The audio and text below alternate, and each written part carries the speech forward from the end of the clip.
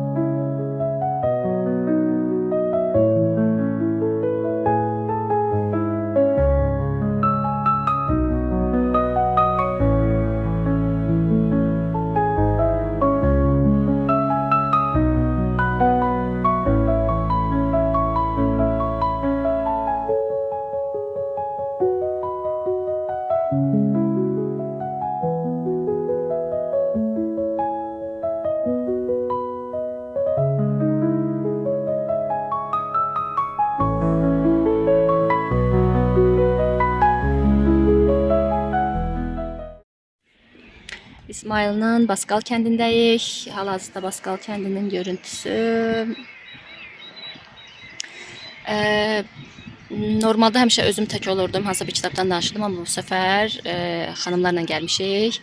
Hər hansı bir kitab yoxdur, amma yenə də özümüzdə yolculuqdan da söhbət gedir. Özümüzdə yolculuq üçün bu səfər doğum xəritə analizləri edirik. Edirik deyəndə Ziya xanım edir. Mən sadəcə gəzintini təşkil edənlərdən birisiyəm. Doğum xəritə analizi nədir? Doğum tariximizə əsasən bir analiz çıxarılır və bu analizə görə öz potensialımız, gücü zəif tərəflərimiz, anadan atadan gələn bizə enerjilər, bizi bloklayan enerjilər, təkrarlanan döngülərin səbəbləri, bunların hər biri bu xəritə analizində çıxır. Bu haqda danışmağa gəlmişik.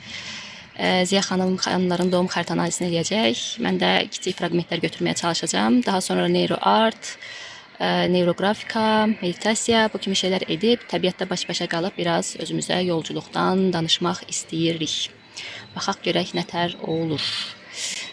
İsmail haqqında kiçik bir şey deyim. Mən İsmail'in tam da burada olma səbəbim, qoy bir ayaq durum.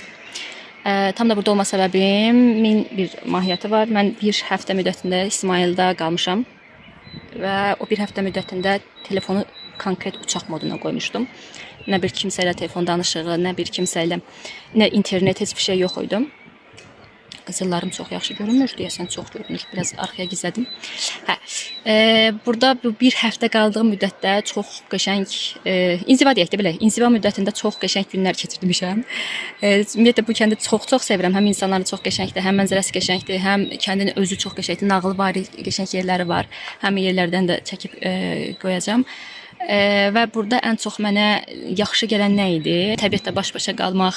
Ən çox da burada həmin bu məkanda gəlirdim, əlimə alırdım kitabımı oxuyurdum, dəftərimi alırdım, biraz yazırdım, biraz sadəcə mənzərəyə baxırdım. Bu mənzərəni izləyəndə anladım ki, özümə etdiyim ən gözəl, ən dərin yolculuq bu imiş. Çünki telefon yox idi və mən anı yaşaya bilirdim. Bəzən başada olan meşəyə düşürdüm, moruq yığırdım. Baxmayaraq ki, moruq sevmədiyim yeganə meyvədir. Amma burada nəsə qəşəng dadı dadırdı. Daha sonra kənd sakinlərlə söhbət edirdim. Ən çox da bu mənzərəyə baxıb daxildəki səsi dinləyirdim, onunla söhbət edirdim.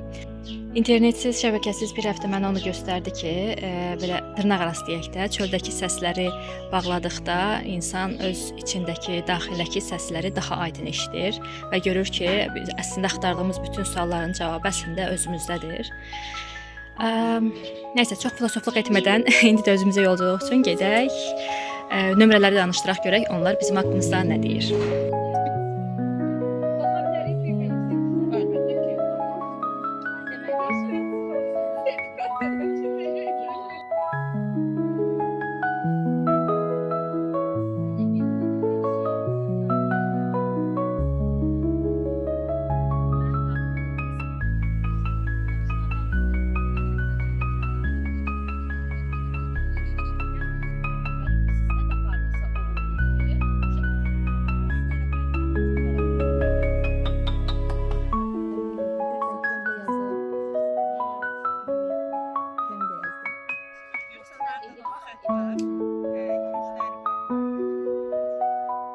Thank you.